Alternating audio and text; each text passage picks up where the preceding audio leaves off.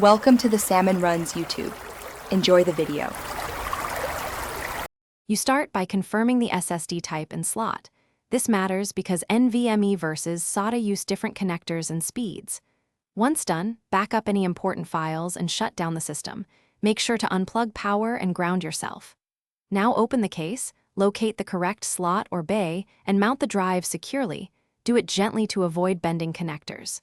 Use a Torque-Lite screwdriver and keep screws organized. This initial care prevents hardware damage and speeds later setup. With the SSD physically installed, power on and enter your operating system. This step makes the new hardware visible.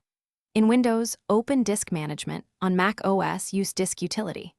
Initialize the disk. Pick GPT for modern UEFI systems because it supports large drives and more partitions.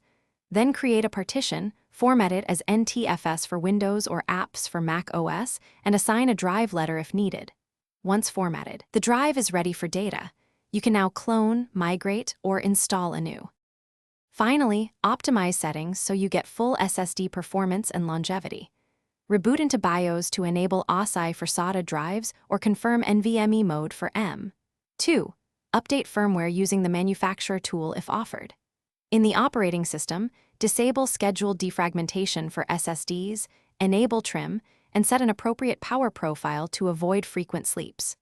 Run smart checks and the vendor utility to confirm health. If the drive is not recognized, recheck cables, reseat the module, and Thanks for watching. Consider subscribing if we helped you.